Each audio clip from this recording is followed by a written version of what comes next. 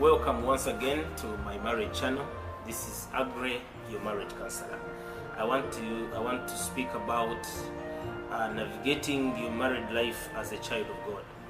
When you check my previous video, I talked about navigating your single life as a child of God. So go ahead, check that video. If you are single, you are free to send it to another single person that you think may need it. Fast forward, as a child of God, understand that marriage is honorable.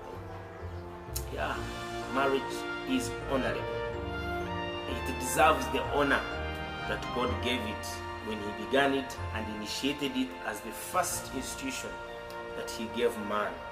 So number two, understand that marriage is God's idea. Now, I'm giving you the mindset that you need to navigate your married life. Okay? So understand that marriage is entirely God's idea. It was hatched right in the mind of God and not in the mind of politicians, not in the mind of tribal leaders and clan heads. So marriage is God's idea and it must be treated so for all those who are going to succeed in it. Okay? So marriage exists to fulfill and execute the purposes of God.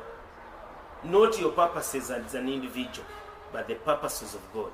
But how do you come in as an individual? As you execute marriage according to God's purposes, you also benefit from it. So marriage is God's idea. He's the one who started it.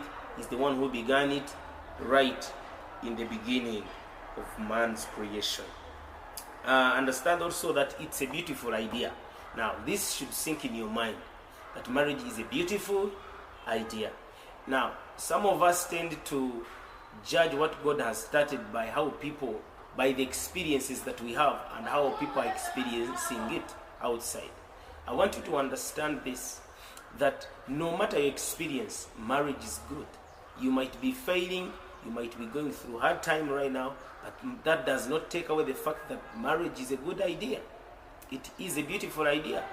God began it and said whatever He created in the beginning, He said it is good. So it's a beautiful idea. It's a good idea. That should sink in your mind. Number three, understand that marriage is a source of joy and fulfillment. I think there is no greater source of joy. There is no greater source of fulfillment like marriage, especially when it's working. Come on now.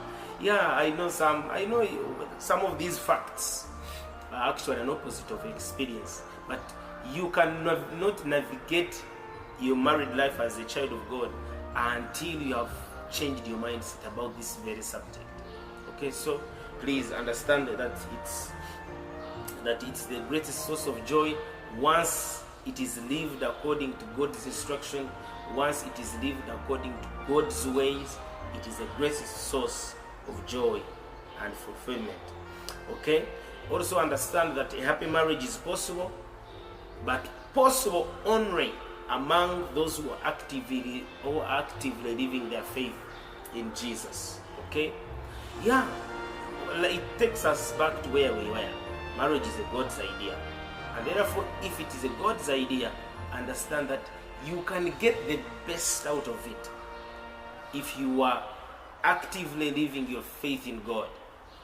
If you are actively living your faith in the one who began it, and not a religious one. Now some people have a religious faith. God is God, so distant, so far away. They don't know Him as a friend. They don't know Him as a father. They speak to Him once in a while. Others don't know they can speak and they can speak. So when you don't have this close fellowship with your God, it becomes hard for you to enjoy a happy marriage. So meanwhile, as you navigate, this is to say that as you navigate your married life as a child of God, please work to have your fellowship with your Father. Work to have fellowship with the owner of this very idea. Okay? You can imagine, when you have this fellowship with the Toyota owner, with the directors of Toyota for the car you are driving, you will always get the spare parts free. You always get the information and the knowledge You always get the updates on the new cars that have come. Because you are so close to the Toyota owners, you can always enjoy the benefits of driving a Toyota car. So in a similar way, if we have this close fellowship with our Father, with God, who began and initiated this beautiful idea we call marriage, we shall always enjoy the benefits, the favor, the blessing that comes with that fellowship. And it is seen in our marriages. Maybe as I come to conclusion, these are the mindsets you need to understand, that marriage is a project that requires investment and time. Yeah, I normally tell people that when you just throw beans in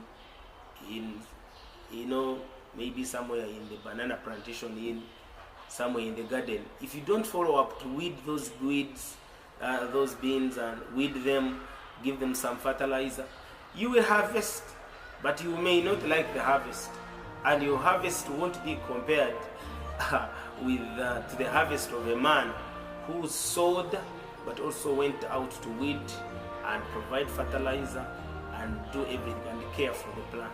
So just like we care for our businesses, like we care for our offices, our jobs and projects that we do, our marriage is a project.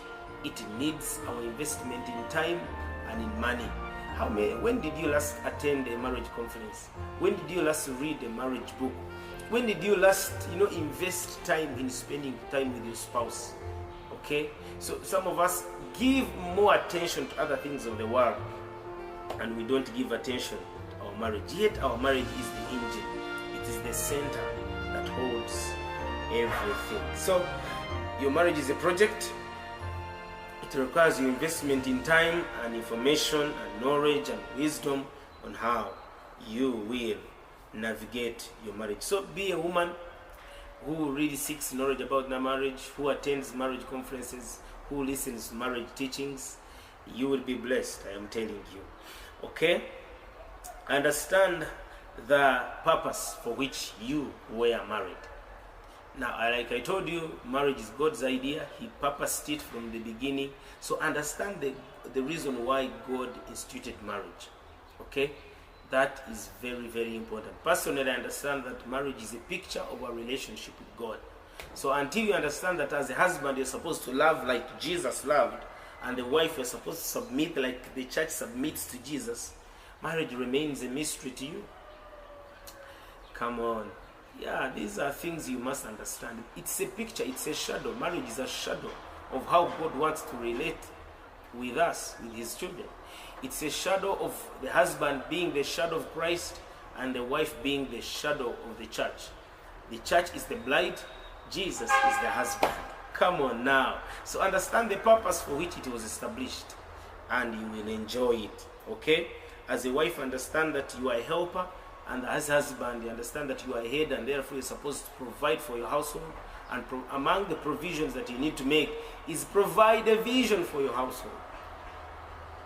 Yeah, don't look at me with that strange eye. Every man must have a vision for their home, and this vision must be accurately and oftenly communicated to your wife and to the children, so that they will understand where you are going. Now, I don't want to go past these points. Understand, one, that marriage is honorable, therefore give it the honor it deserves. Number two, understand it's God's idea. It was hatched right in the mind of God, not in the mind of any man. Number three, it's a beautiful idea. Number four, we can succeed in it as long as we are actively living our faith in Jesus. Oh yes, that's very important. It's a project. It requires our participation, it requires our time, it requires our investment. Then we must work to understand the purpose for which it was formed. If we can navigate, if we can understand these things and begin to pay attention to them, I am telling you that we shall successfully navigate our married lives as children of God. I love you. This is Pastor Agre, your marriage counselor. Go ahead and subscribe. Listen to this message like 100 times. Let these truths and facts sink into your mind. I will see you in the next video.